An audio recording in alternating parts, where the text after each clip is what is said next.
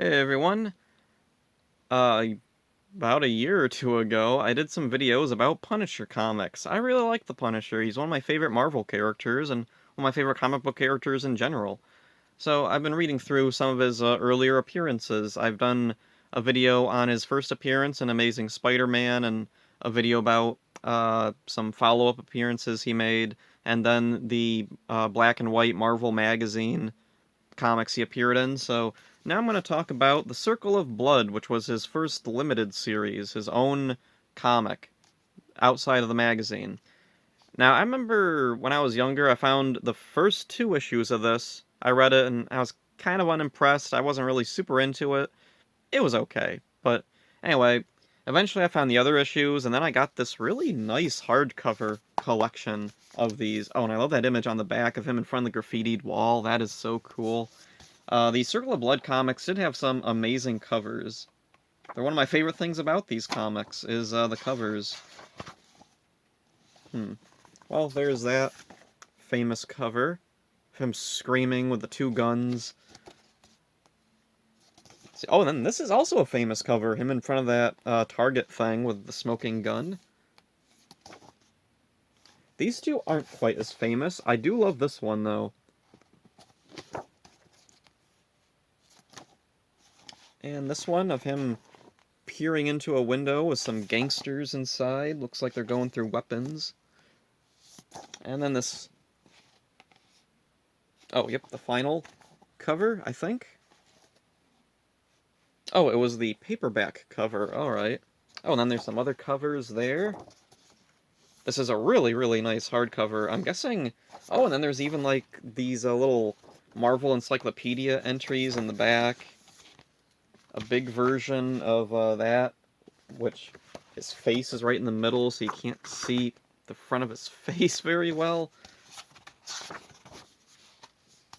I'm guessing most of what's in this was copied over for the Epic Collection that they did of this. I was kind of disappointed Epic Collection did this because I already have a lot of copies of Circle of Blood. Or actually, I used to. This is the last one that I have, and I'm keeping it because I really like this nice hardcover. It's really cool. And it's even got, like, a paper cover. Really, really nice.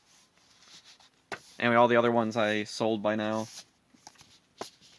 So getting into what the story's about, Punisher's been arrested. He's sent to Rikers Island Prison. There's a riot at the prison that he takes advantage of to escape. And then there's a convoluted story with these gangsters. There's a woman that shows up and kind of becomes an ally, but then it turns out she isn't, and she turns against him. And then there's also a ton of other stuff going on. This is a very complicated story, a bit more than I think it needed to be. But the nice thing is, since it's told from Punisher's perspective, and most of what's going on he doesn't even know is going on, it works fine enough. It kind of reminds me of what they would do in the Max comics. In the Punisher Max comics, there was usually a ton of focus put on the villains. The villains would be coming up with plans, and each one would have their own agendas and their own motivations and their own goals. And, like, there's just so much stuff going on with them. But then it all ends when Punisher comes in and just shoots them all. Oh, and also, this is the comic that I think cemented Jigsaw as a main villain character for Punisher. He's in his second appearance in Spider-Man, I think, or somewhere down the road in the Spider-Man comics. Punisher is helping Spider-Man or Jigsaw to get arrested. And I think there's a line Punisher says he doesn't remember who Jigsaw was. He knows that he's somebody that he helped, like, put in jail, but he doesn't remember who he is. And here, Jigsaw returns and kind of comes more into his own as his own character, which is a good and a bad thing because I don't really care for Jigsaw. I don't think Jigsaw is a very good character. I don't find him to be that interesting. I definitely don't think he should have been coming back as often as he has. The one time that I really liked Jigsaw, and I genuinely enjoyed him, was in Punisher Warzone, the movie. I think, like, visually, he's a really cool character in that movie, and they did him amazingly, or at least, visuals-wise, and how he's utilized in that movie. I don't think his origin is done very well. I don't think his death at the end is handled as well as it could have been, but overall, it was definitely the highlight of the movie. Him and Micro. Oh, and that's something. Micro's not in this. So now I'm kind of wondering, did the magazine come out before or after this? I don't remember. The black and white Punisher whatever. So Punisher escapes from prison, takes out some bad guys. It's a big shoot 'em up, and I don't know. There's some really cool stuff in here. Like, some of the artwork is incredible, and let's see, I really love how they would draw Punisher early on. Let's see, there's some faces he makes that are just so perfect, like, right there. And I love his hair in these early illustrations. Makes him look like Vegeta from Dragon Ball, almost. Oh, and another nice thing, going back and reading this again, I remembered, oh yeah, there's this one guy. Let's see, that black guy in the back with the weird hair. His name is Gregario. He shows up in a War Journal comic after this, and it was one of the first comics I ever got that wasn't like Smurfs or Little Lulu that we had lying around the house. So I got this pack of comics, and there was a Punisher comic in there. In it, let's see, I'm trying to remember now. I think it was that comic. Punisher is in prison? Maybe? I don't remember for sure now.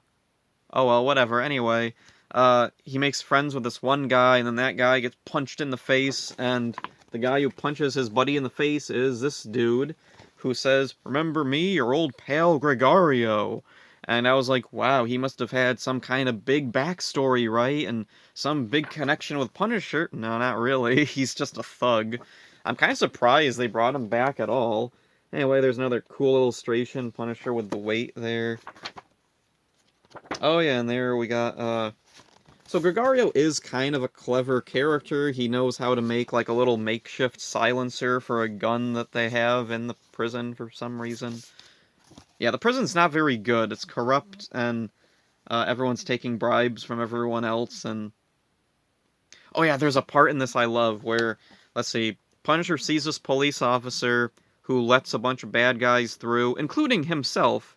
He lets Frank go through, but Frank is still like, he let those guys through. I'll have to remember that. However, he did also let me through, so I'll remember that. So, he'll punish him, but it'll be a little less, because he did help Punisher. That's the kind of thing I really like in these, where, oh yeah, in this shot. That is a really cool shot. I freaking love it. I know this has come back somewhere else, too. This has been used in, like, promo images and things. Okay, oh yeah, and this is something. There's a subplot in here about this guy, son of a gangster, that Punisher had killed, and the mob is trying to push him to avenge his father, and this guy, he really doesn't want to. He knows his father was a bad guy, and while, yeah, he's sad that his father's dead, he doesn't really want to go through with this, and he actually allies himself with Punisher.